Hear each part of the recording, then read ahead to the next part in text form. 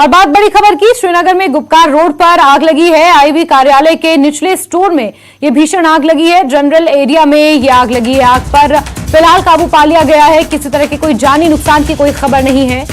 तो बड़ी खबर आपको बता रहे हैं, श्रीनगर के गुपकार रोड पर अचानक आग लगी है।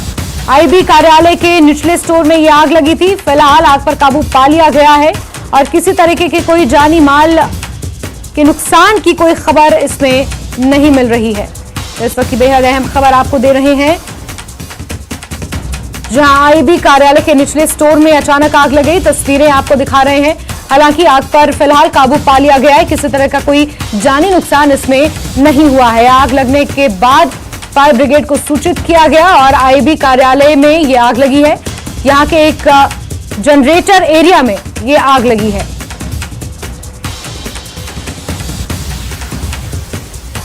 गुपकार रोड पर यह आग लगी। आग किस वजह से लगी, कारण अभी तक स्पष्ट नहीं हो पाए हैं, लेकिन इस वक्त की बेहद अहम खबर आपको बता रहे हैं। तस्वीरें भी यहां पर आप देख सकते हैं, जहां आग पर काबू पाने की कोशिशें की जा रही हैं और ताजा अपडेट के मुताबिक आग पर काबू पा लिया गया है।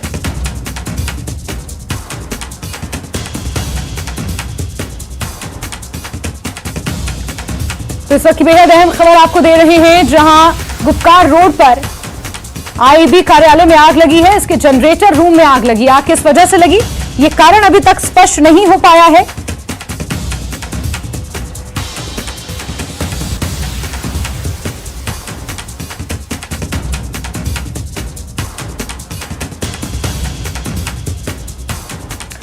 और आगे बढ़ते हुए बात एक और अहम खबर की करेंगे। पाकिस्तान में 9 मई के दंगों के संदिग्धों पर मुकदमा सैन्य अदालतों में चलाए जाने पर दुनिया भर में ऐतराज जताया जा रहा है। ह्यूमन राइट्स वॉच ने भी सभी मामलों को सैन्य अदालत से फौजदारी अदालतों में ट्रांसफर करने की मांग की है। संगठन के अनुसार यह अंतर्राष्ट्रीय मानवाधिकार कानून के तहत पाकिस्तान के दायित्वों का उल्लंघन है।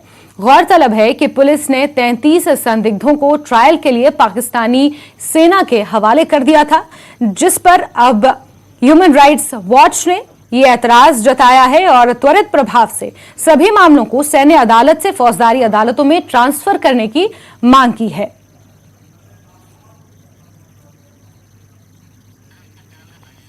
और चलिए सीधे रुख करते हैं, हमारे सहयोगी शैलेंद्र का इसी खबर पर ज्यादा जानकारियों के साथ जुड़ गए हैं। शैलेंद्र, ह्यूमन राइट्स वॉच ने जिस तरीके से ये ऐतराज जताया है, किस तरीके से इस पूरे मामले को देखा जाए, क्योंकि सैन्य अदालतों में जो ये मामले चल रहे हैं और फौरन तौर पर इन्हें अब फौजदारी अदालतों में ट्रांसफर करने के निर्देश भी एक तरीके से दे दिए गए हैं। शैलेंद्र,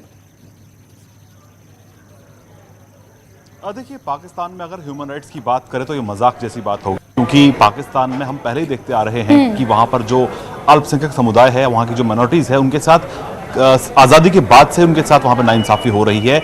उनकी कोई सुनवाई वहां पर नहीं है। लेकिन अब जो हम ताज़ा क्रैकडाउन देख रहे हैं, वो लगातार 9 मई के बाद से हम देख पा रहे हैं कि पीटीआई के तमाम जो लीडरान है, या तो उनको इस्तीफा देना पड़ रहा है या उनको अरेस्ट कर लिया गया है। और इमरान खान के खिलाफ लगातार ये जो क्रैकडाउन है उनकी पार्टी के खिलाफ, वो लगातार जारी है। इसी बीच हमने ये भी देखा कि बहुत से जो नेता पीटीआई के हैं, उन्होंने खुद ही रिजाइन कर दिया। लेकिन अब इस पूरे मामले को लेकर जो है, ये तीसरी संस्था है ह्यूमन राइट्स वॉच, जिन्होंने सवाल खड़े किए कि आप सिविलियंस का जो ट्रायल है मिलिट्री कोर्ट में कैसे कर सकते हैं। इससे पहले आपको याद दिला दें कि एमनेस्टी इंटरनेशनल और इंटरनेशनल ह्यूमन राइट्स फाउंडेशन जो है, उन्होंने भी इस तरह के सवाल खड़े किए थे कि क्यों मिलिट्री कोर्ट्स में इनका आर्मी के कानूनों के तहत वहां पर ट्रायल होगा। इनका जो ट्रायल है वो साधारण कोर्ट, जो सिविल कोर्ट्स है, वहां पर इनका ट्रायल होना चाहिए। और इसी बात को आज दोहराया ह्यूमन राइट्स वॉच ने, जो कि New York based international human rights organisation है, और सवाल खड़े किए हैं। लेकिन ये इसका असर कितना होगा, देखने वाली बात होगी, क्योंकि फिलहाल पाकिस्तानी सरकार की तरफ से, शहबाज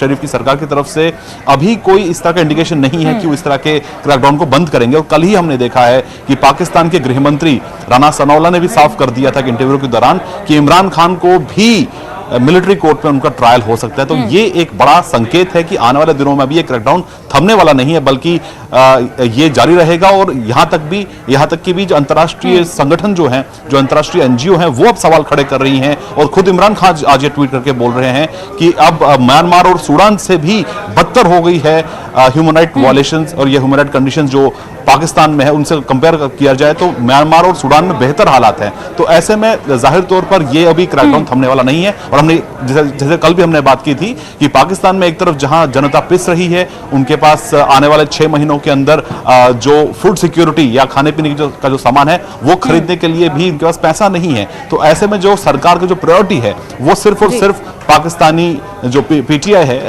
जो पॉलिटिकल पार्टी है, उस पर क्रैकडाउन जारी रहे और इमरान खान को किसी तरह से अरेस्ट किया जाए। फिलहाल अभी उनका फोकस वही है, बावजूद इसके कि इसको लेकर अब आवाजें उठ रही हैं अंतर्राष्ट्रीय मंचों पर। बिल्कुल शैलेंद्र, और इसका एक पहलू ये भी हम कंसिडर कर सकते हैं, इसमें कोई दो राय नहीं है कि पाकिस्तान की जो हुकूमत है वो शुरू से ही सेना के हाथ में है। हमने देखा है कि किस तरीके से सेना पाकिस्तान में रूल करती है, लेकिन अब ये चीज एक्सपोज हो रही है, दुनिया भर में ये चीज एक्सपोज हो रही है और पाकिस्तान इस पूरे मोर्चे पर अब एक्सपोज हो चुका है कि अलग अलग जो एनजीओज हैं, चाहे वो एमनेस्टी इंटरनेशनल हो या फिर ह्यूमन राइट्स इंटरनेशनल, जितनी भी ऑर्गेनाइजेशंस हैं इस मुद्दे से जुड़ी हुई, वो अब आवाज बुलंद कर रही है पाकिस्तान के इस रवैये के खिलाफ। देखिए, अहम बात यह है कि इमरान खान अब एक तरफ हमने ये भी देखा था कि कल उन्होंने फिर एक बार एड्रेस किया था पाकिस्तानी नागरिकों को, आवाम को, और उन्होंने फिर एक बार ये बात कही कि वो बातचीत के लिए तैयार हैं। लेकिन नवाज शरीफ ये साफ कर चुके हैं कि वो किसी भी तरह की बातचीत के लिए तैयार नहीं है पीटीआई के साथ में।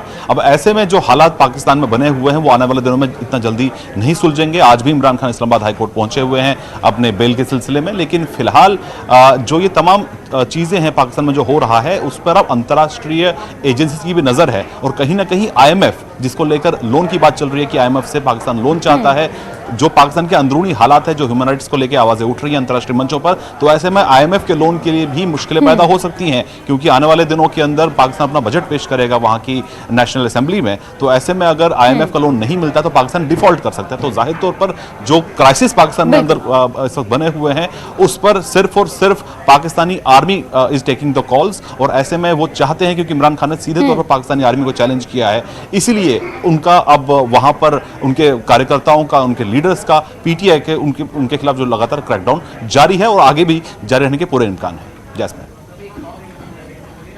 बिल्कुल शैलेंद्र, और इस बीच एक और बड़ी खबर आ रही है जहां पाकिस्तान की कानून व्यवस्था बुरे तरीके से लचर हो गई है, बदहाल हो गई है और लगातार बिगड़ती जा रही है। कानून व्यवस्था लॉ इंडेक्स रेटिंग में 140 के पायदान पर पहुंच गया है पाकिस्तान, और इसी को लेकर इमरान खान का एक बड़ा बयान भी सामने आया। इमरान खान ने यह दावा किया है कि जिस तरीके से पीटीआई नेताओं पर कार्रवाई हुई है उसके बाद ही ये जो रेटिंग है जिसमें गिरावट दर्ज की गई है और पाकिस्तान की कानून व्यवस्था लगातार बदहाल होती जा रही है। शैलेंद्र लगातार हमारे साथ जुड़े हुए हैं।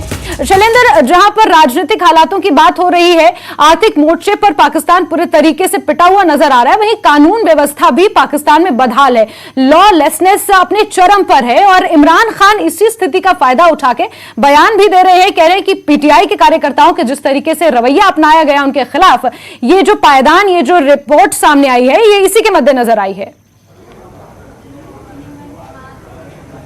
देखिए, बिल्कुल जाहिर तौर पर जो पाकिस्तान की अंदरूनी हालात हैं जिसमें इस वक्त जूझ रहा है पाकिस्तान, और कल ही पाकिस्तानी फाइनेंस मिनिस्टर की तरफ से एक बयान भी सामने आया है कि जो इन्फ्लेशन पाकिस्तान में है वो 30% से भी ऊपर है। तो ये हालात जो है आने वाले दिनों में और ख़राब हो सकते हैं। तो ऐसे में जो पाकिस्तानी सरकार है या पाकिस्तानी जो एस्टैब्लिशमेंट है उनका पूरा फोकस सिर्फ और सिर्फ इमरान खान को पर क्रैकडाउन करना है, ताकि आने वाले चुनाव में वो शिरकत ना कर सके, शामिल ना हो सके। लेकिन इमरान खान अभी फिलहाल पीछे हटने को तैयार नहीं है, वो लगातार आर्मी को चैलेंज कर रहे हैं। तो ऐसे में जो अंदरूनी स्थिति पाकिस्तान की पॉलिटिकल बनी हुई है वो फिलहाल सुधरने वाली नहीं है। और इसी बीच आपको ये भी अपडेट कर दें कि जो पीआईए है, पाकिस्तान इंटरनेशनल एयरवेज जो है, उसके एयरक्राफ्ट को भी अब जब्त कर लिया गया है एक विदेशी मुल्क में, जहां पर यह कहा गया था कि एयरलाइंस की तरफ से जो फंड्स उनको चुकाने थे उन्होंने वो चुकाए नहीं, इसलिए अब उनके प्लेन भी जब्त होना शुरू हो गए हैं। तो जाहिर तौर पर ये ऐसे माहौल इस वक्त पाकिस्तान गुजर रहा है कि सिवाय बजाय इसके कि वो पाकिस्तानी इकोनॉमी को सुधारने के लिए कदम उठाए, रिफॉर्म पैदा करें, IMF के लोन के लिए जद्दोजहद करें, लेकिन ऐसे में सिर्फ और सिर्फ इमरान खान को कैसे टारगेट किया जाना चाहिए इस पर फोकस बना हुआ है। ऐसे में जो वहां की जो जनता है, वहां की जो आवाम है, वो इस पूरे मामले में पिस रही है। जैसे बिल्कुल शैलेंद्र, और ये हमारी बदकिस्मती है कि पाकिस्तान जैसा मुल्क हमारा नेबर है और अपनी स्थिति सुधारने के बजाय वो भारत में जिस तरीके से अशांति फैला रहा है, ये कहीं ना कहीं बहुत बड़े प्रश्न चिन्ह खड़े करता है। शैलेंद्र, हमसे जुड़ने के लिए आपका बहुत बहुत शुक्रिया। ब्रेक के बाद खबरों के सिलसिले को आगे बढ़ाते हैं। बटमालू हत्या मामले में आरोपी को पुलिस ने गिरफ्तार कर लिया है। आरोपी नाबालिग बताया जा रहा है। पुलिस ने प्रेस कॉन्फ्रेंस कर बताया कि आरोपी बहुत दिनों से मौके की तलाश में था। वो मारे गए व्यक्ति की बेटी के साथ प्रेम संबंध में था। तो कल शाम में एक रिपोर्ट आई थी कि मोमिनाबाद लेन नंबर 2 में एक अनकॉन्शियस बॉडी है, जो जब लोगों ने वहां शिफ्ट की हॉस्पिटल में तो उन्होंने बताया कि ये ब्रॉड डेड है, इसकी बॉडी पे मल्टीपल वुंड इंजरी है। उसको देखते हुए एक PS बटमालू में FIR नंबर 67 रजिस्टर हुई under section 302 of IPC। Investigation को लाया गया। इन्वेस्टिगेशन के दौरान जब पुलिस मौके पे पहुंची तो हमने स्पॉट को आइडेंटिफाई किया। उसमें जितने भी एंट्री और एग्जिट रूट थे जो पॉसिबल सस्पेक्टेड थे, उनको लोकल्स की मदद से, CCTV की मदद से, अदर जो टेक्निकल रिसोर्सेज हैं उनकी मदद से हमने आइडेंटिफाई किया। जब कई लोगों से हमने इंटरोगेशन की तो उसमें एक सस्पेक्ट ने वॉलंटरी कन्फेस किया कि वो जो विक्टिम है, जो डिसीज विक्टिम है, उसकी बेटी के साथ रिलेशनशिप में था और ये बात उसके जो फादर है उसको नागाबाजार गुजरती थी। तो काफी लंबे टाइम से इसका प्लान था उससे बदला लेने का। जब विक्टिम ने इसे देखा, अपनी बच्ची के साथ अपनी गली में देखा, तो काफी गुस्सा आया उससे और वो इसके पास पहुंचा। इससे पहले इसने प्लानिंग की तरह एक चाकू खरीद के रखा था 4-5 महीने, अपने शार्प एज वेपन अपने पास, और ये हमेशा जब भी उससे जाता था उसके पास ही अपने बैग में ही कैरी करता था।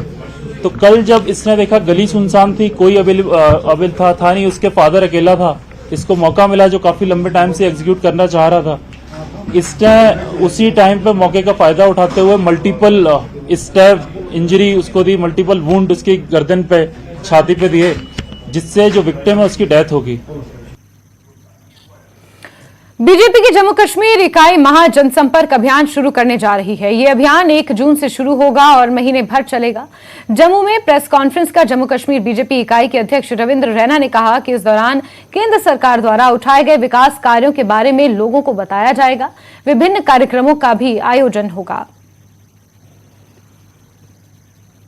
एक बड़ा महा जनसंपर्क अभियान पूरे देश के साथ साथ जम्मू कश्मीर में भी 1 जून से लेकर 30 जून तक होने वाला है। यहां बड़ी रैलियों का आयोजन भी होगा। वहीं पार्लियामेंट्री कॉन्स्टिट्यूंसी वाइज और असेंबली कॉन्स्टिट्यूंसी वाइज भी कार्यक्रम आयोजित किए गए हैं। 21 जून को अंतर्राष्ट्रीय योगा दिवस हर कॉन्स्टिट्यूंसी लेवल पर आयोजित होगा और 23 जून बलिदान दिवस, स्वर्गीय श्यामा प्रसाद मुखर्जी जी का इस दिन बलिदान हुआ था। माननीय प्रधानमंत्री मोदी साहब पोलिंग बूथ स्तर पर भारतीय जनता पार्टी के कार्यकर्ताओं को उस दिन संबोधित करेंगे। एक बहुत बड़ा महाजन संपर्क अभियान भारतीय जनता पार्टी शुरू कर रही है और जम्मू कश्मीर के अंदर इस अभियान में यहां बड़ी बड़ी रैलीज का आयोजन किया गया है। वहीं 10 लाख से ज्यादा घरों के अंदर भारतीय जनता पार्टी के कार्यकर्ता जाएंगे और जो मोदी साहब की योजनाएं हैं उनकी चर्चा हर घर में करेंगे। दीपक कुमार की हत्या को लेकर जम्मू कश्मीर में लोग आक्रोशित हैं। लोग सड़कों पर उतरकर विरोध प्रदर्शन कर रहे हैं। आज पीडीपी कार्यकर्ताओं और नेताओं ने जम्मू में विरोध प्रदर्शन किया। प्रदर्शनकारियों ने नारेबाजी की। उन्होंने दीपक कुमार के परिवार को मुआवजा और घर के एक सदस्य को सरकारी नौकरी देने की मांग की। वो गरीब फैमिली से है, आप किस तरह की मांग उठाते हैं पीडीपी की तरफ से कि क्या कंपनसेशन होना चाहिए? उनके परिवार को कम से कम एक नौकरी मिलनी चाहिए और 25 लाख कम से कम मुआवजा देना चाहिए। 2, 4, 5 लाख से किसी का घर नहीं चलता। उसका भाई अंधा है और वो पूरे परिवार का एक इकलौता सहारा था। उसको स्पेशल इनको उसकी हीलिंग टच की वजह से उसके घर में एक नौकरी देनी चाहिए और साथ में 25 लाख रुपए का जो मुआवजा है वो देना चाहिए। ये पीडीपी की महबूबा जी की तरफ से है। पाकिस्तान का भी हाथ है इसके पीछे, यहाँ टेररिज्म फैलाने। देखिए, जो चीज पीछे चल रही है एजेंसियों को सब मालूम है, मगर जो अंदरूनी हालत है वो इतनी ज्यादा खराब है कि आज उसका फायदा पाकिस्तान भी उठाता है। जम्मू कश्मीर पुलिस के साथ भारतीय सेना के एक संयुक्त अभियान में आतंकी घुसपैठ की कोशिश को नाकाम किया गया है। 3 आतंकियों को दबोचा गया है। आतंकियों के पास से करीब 10 किलो आईडी बरामद हुआ है। वहीं आतंकी हथियार से लैस थे। आतंकियों ने फौज पर गोलियां चलाई, जिसकी वजह से एक फौजी घायल हो गया, जिसको इलाज के लिए अस्पताल में भर्ती किया गया है। आतंकियों के पास से हथियार भी जब्त किए गए हैं।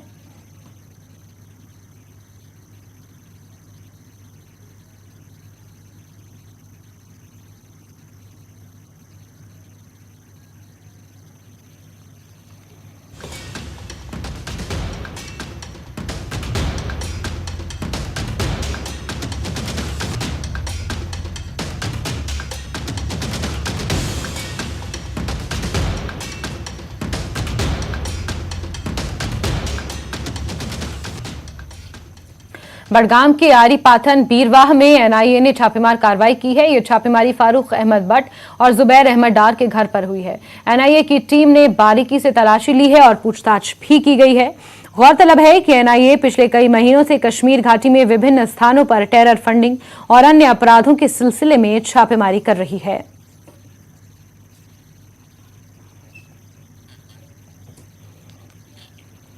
बात मौसम की करते हैं, जहां जम्मू कश्मीर में मौसम का मिजाज बदल गया है। श्रीनगर और जम्मू शहर समेत कई जगहों पर बारिश हो रही है, जिससे तापमान में गिरावट दर्ज की गई है। मौसम विभाग के अनुसार कश्मीर में 2 जून तक हल्की से मध्यम बारिश होने की संभावना है। अगले 24 घंटों के दौरान कई स्थानों पर हल्की से मध्यम बारिश की संभावना है। कुछ स्थानों पर तेज हवाओं के साथ ओलावृष्टि का भी अनुमान जताया गया है।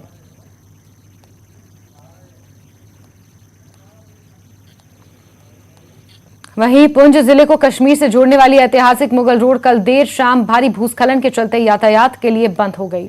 रत्ताचंब इलाके में भारी मात्रा में मिट्टी पत्थरों के साथ पेड़ भी गिरे हैं। ये क्रम कुछ देर तक जारी रहा, जिसके बाद मुगल रोड पर यातायात बंद कर दिया गया है। लोगों से मुगल रोड पर यातायात न करने की अपील की गई है। रात में मलबा हटाने का अभियान शुरू नहीं हो सका। अभियान सुबह चलाया गया, लेकिन खराब मौसम के कारण मलबा हटाने के काम में रुकावट पड़ने की संभावना है। यातायात बहाल होने में 1 से 2 दिन लग सकते हैं। इसी बीच सीयूईटी प्रवेश परीक्षा के लिए श्रीनगर जाने वाले सभी छात्रों को सलाह दी गई है कि वो अपने यात्रा मार्ग में तुरंत फेरबदल करें।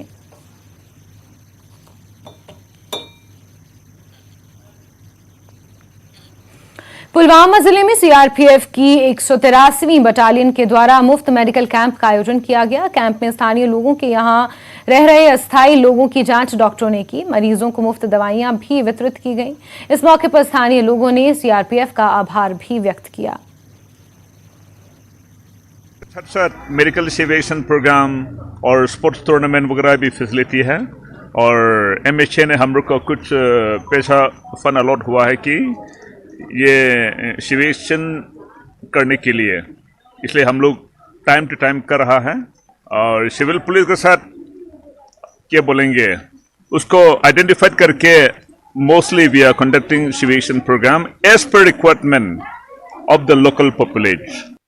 शहर शोपियान में जियो 5G लॉन्च हुआ है। एसएसपी शोपियान तनुश्री ने शोपियान में 5G का उद्घाटन किया। ग्राहकों को high definition video streaming, gaming, multiple chatting, photo को तुरंत अपलोड करने और सुपरफास्ट एक्सेस का आनंद लेने की सहूलत होगी।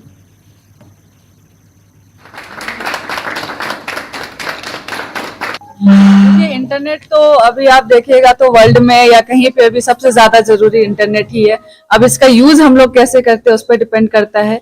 और 5G यहाँ पे आना शोपियां के लिए बहुत अच्छी बात है। स्टूडेंट्स उसको एजुकेशन में यूज कर सकते हैं, घर बैठे बैठे काम कर सकते हैं without any interruption with high speed. तो मुझे लगता है कि शोपियां के लिए बहुत अच्छी बात है कि 5G यहाँ पे ऑफिशियली आज इनॉग्रेट हुआ है, बट मुझे लगता है पहले से यह काम कर रहा है तो लोगों को ऑलरेडी पता होगा। ये आज इन लोगों ने अवेयरनेस प्रोग्राम कराया है और हम लोग को इनवाइट किया है, तो I wish Jio team all the best. और ये बहुत अच्छी बात है कि इन्होंने 5G लाए हैं। हमारी बात चल रही थी अब ऑप्टिकल फाइबर्स भी लाने वाले हैं शोपियां में, तो आई विश कि शोपियां के सारे लोग इसको बहुत अच्छे कंस्ट्रक्टिव वे में यूज करें इंटरनेट।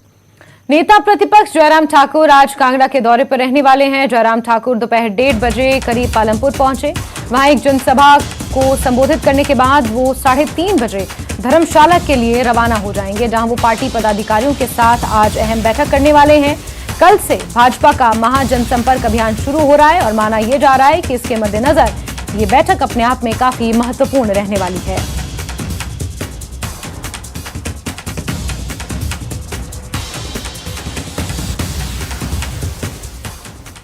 एनपीए बंद करने के विरोध में डॉक्टर्स ने अपनी पेन डाउन स्ट्राइक को 45 मिनट तक सीमित करने का निर्णय लिया। उद्योग मंत्री से हुई बैठक के बाद डॉक्टर्स ने यह निर्णय लिया है। अब 3 जून तक सीएम सुक्खू से मुलाकात से पहले डॉक्टर सुबह 9:30 बजे से 10:15 बजे तक पेन डाउन स्ट्राइक रखेंगे। जिला चिकित्सक संघ के अध्यक्ष डॉक्टर कमल ने कहा कि सरकार ने बैठक करने की पहल की है, जिसके लिए यह निर्णय लिया गया है।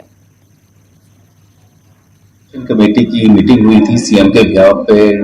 ऑनरेबल मिनिस्टर जो इंडस्ट्री और आयुष के मिनिस्टर हैं हर्षवर्धन चौहान जी, उनसे बात हुई थी हमारी ज्वाइंट एक्शन कमेटी की, और उसके बाद उन्होंने आश्वासन दिया कि 3rd को सीएम के साथ मीटिंग होगी कैबिनेट के साथ और उसमें हम फैसला करेंगे इसके बारे में। और उन्होंने आग्रह किया कि आप इसको थोड़ा सा स्टेप डाउन कर लो स्ट्राइक को, तो उनके आश्वासन पे हमने इसको 1.5 घंटे के बजाय 45 मिनट्स की स्ट्राइक की है पेन डाउन सुबह 9:30 से 10:15 बजे तक, और 3 तारीख तक हम ऐसे ही कंटिन्यू करेंगे और जो मीटिंग होगी उसके परिणाम के बाद ही आगे डिसाइड करेंगे आगे क्या करना। बिलासपुर दौरे के दूसरे दिन राज्यपाल शिव प्रताप शुक्ल ने किरतपुर मनाली 4 लेन परियोजना का जायजा लिया। साथ ही भराड़ी में अंडरग्राउंड रेलवे क्रॉसिंग का निरीक्षण किया। उन्होंने टनल नंबर 1 में जाकर सुरक्षा और अन्य सुविधाओं की जानकारी ली। परियोजना को समय से पूरा करने के निर्देश दिए। इस अवसर पर राज्यपाल ने कहा कि किरतपुर से मनाली परियोजना प्रधानमंत्री नरेंद्र मोदी की ओर से राज्य को दी गई एक बड़ी सौगात है। ये परियोजना न केवल सामरिक दृष्टि से महत्वपूर्ण होगी, बल्कि इससे प्रदेश के पर्यटन को भी नई ऊंचाइयां मिलेंगी।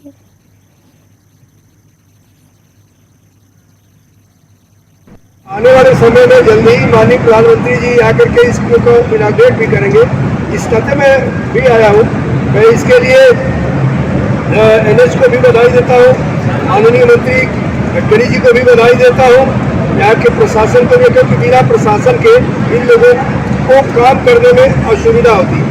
प्रशासन को भी, पुलिस प्रशासन को, सिविल प्रशासन को इसके लिए बधाई देता हूँ और आप लोगों को भी बधाई देता हूँ कि आप लोग इस प्रोजेक्ट के आधार पर निश्चित रूप में हिमाचल की उपलब्धियों को दिखा सकते हैं।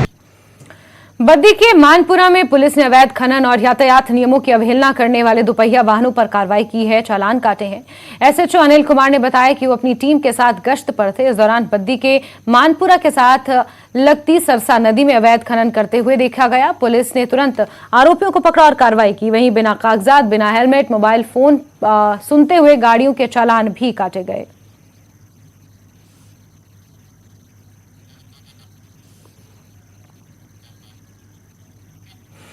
और इसी के साथ बुलेटिन में फिलहाल के लिए बस इतना ही, लेकिन न्यूज़ 18 JKLH पर खबरों का सिलसिला लगातार जारी। आप बने रहिए हमारे साथ।